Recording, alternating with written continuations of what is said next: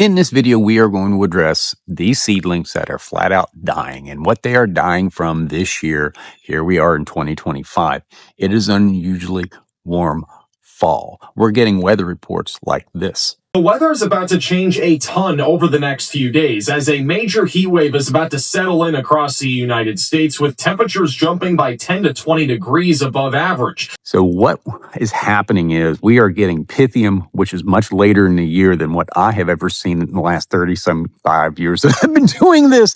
We're getting a lot of brown patch. In fact, I'm going to leave a Penn article down below of dampening off, which is basically a disease. It kind of encompasses a number of diseases in new seedlings.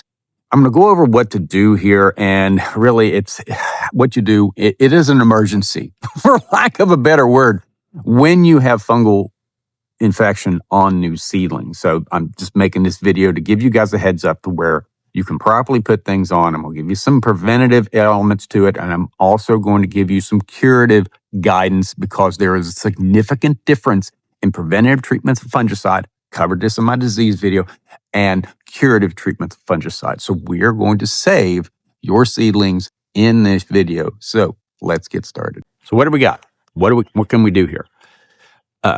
Anoxystrobin.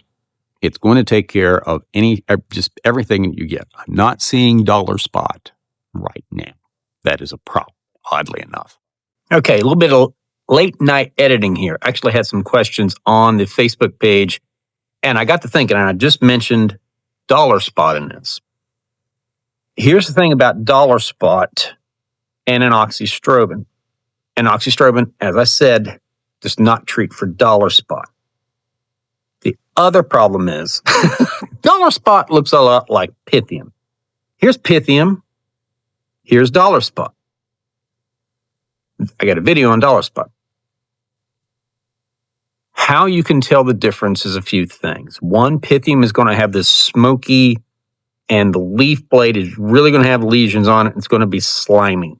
It's a blight. It attacks whatever it gets. Actually starved a whole bunch of Great Irish potato famine. That was a blight. So anyway, the difference between the two, Pythium is going to have that smoky, black, gray look, where for the most part, dollar spot is not. I will also tell you something else. If you have nighttime temperatures below 65 degrees, the likelihood of it being dollar spot is much, much higher. If, like last night here in Zone 6B, here in West Virginia, I had 51 degrees. I don't have any Pythium in this area. So if you're seeing these mycelia and your nighttime temperatures are below 65 degrees, it's a pretty safe bet you have dollar spot. Okay, so what is a person to do? Got a few options here.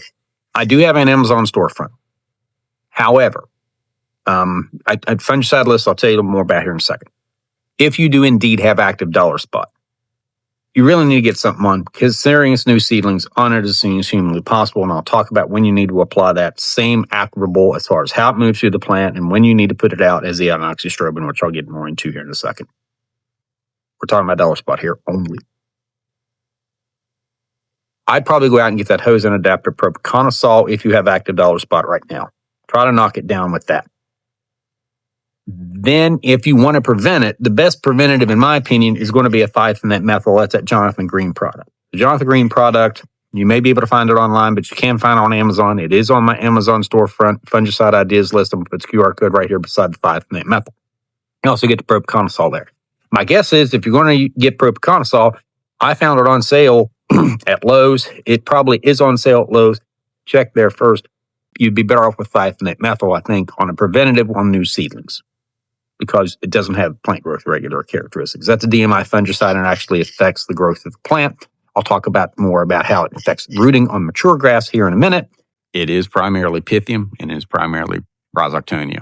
That's what I'm seeing right now on the Facebook page that folks are having problems with. And anoxystrobin will treat both of those and also treat for fusarium. And that's what it says in the Penn State article down below, the dampening off article. So what are your options? Disease EX, Gus disease EX is probably going to be your best option if you have active fungus. And the reason being is you need to get on there immediately.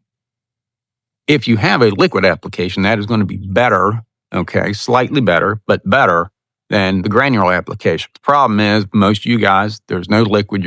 Amazon at best is going to get you in 2 days. Anybody else could be 2 to 5 days. You can't wait that long. You have to get something down. Go to your local hardware store, grab Disease EX, and what you want to do, you need to put it down. It will not treat 5,000 square feet. One bag will only treat 2,500 square feet. You have to go at the curative rate with active fungus, and you need to get it down fairly quickly. I would also do it when the leaf blades are slightly moist, and that'll allow that corn cob carrier to stick it. And what it is, they take corn cob, spray the pesticide on it, and that's how they do any type of granular fungicide, any type of granular pesticide. That's generally what it is. Crush up corn cobs. Anyway, you want that sticking to the leaf blade so it can get into the plant. Now, there is some, if it gets on the ground, it's fine. It will be absorbed by the roots. Why it is so important to get it down into that leaf is fungicides that are labeled for home lawn use only work the way through the plant upward, through the xylem, not through the phloem down. Okay. There's only one that I'm aware of, not labeled for, actually, it's a very good Pythium control. I'm not even going to mention it because I don't want you guys using something that's not labeled for home lawn use.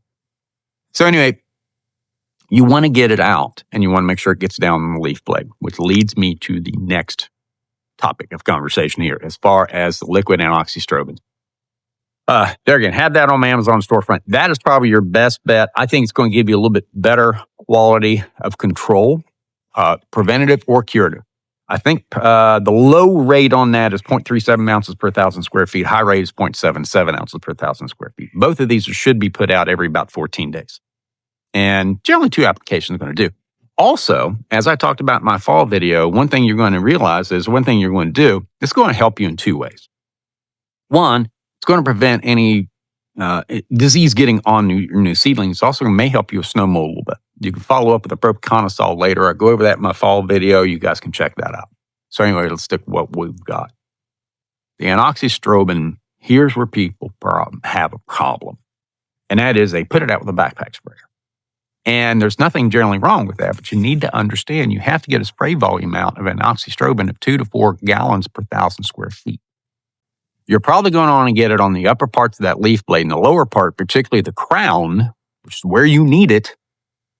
It's not getting any of that. So that's why you need that spray. That's why they have that spray volume on anoxystrobin, so it's coating that entire leaf and the sheath and getting maybe a little bit down in the soil. That's really what you should be doing, going out with a preventative, and then go ahead, follow up with a Propiconazole if you want to. Now, one thing about Propiconazole that I learned on the Facebook page, which I love this. Actually, it's on the label, Propiconazole. When you apply it at the 2nd or 3rd leaf stage, and that is when it's mature, well after that 2nd mowing. Okay, I'm going to say probably 2nd month. 2nd or 3rd leaf stage, if you actually apply it, it actually helps with rooting. It says that on the label. And I know, there was one website that, I said I made some claims about, I think. Look, the thing is this, if it's on the label, that's an EPA registration label. And they said I was trying to sell something. I'm not trying to sell anything. I'm just trying to give you good advice. I don't give a damn where you buy something. I don't have a product line or anything else or any of the bullshit. It is what it is. But I want to tell you something about pesticide labels. If they say something on a pesticide label, they have to show efficacy data that is true.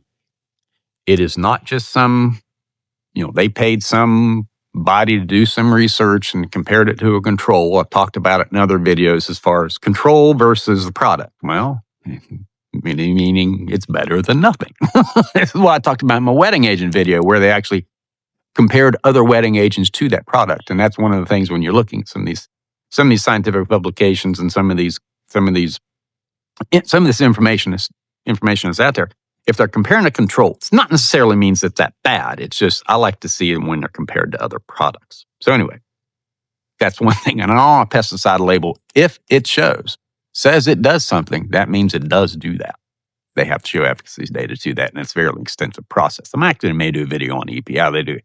EPA actually issues labels and what they have to do. Anyway, so with a Propiconazole application, you can actually, later on here in the year for your fungicide, for your snow mold control, can actually help with rooting a bit, according to the label. I did not know that. So anyway, passing that along. So check out the Amazon storefront if you guys want to get a preventative liquid application of vinyloxystrobin. You guys can use it next year. Generally, these fungicide, about any pesticide lasts if you keep it from freezing, keep it in your garage, keep it from freezing. It generally lasts about 3 years. And it's not a bad application. And you guys can also, I have my sprayer list right here. You can jump over there and get an orthodontic spray to put out fungicide applications with.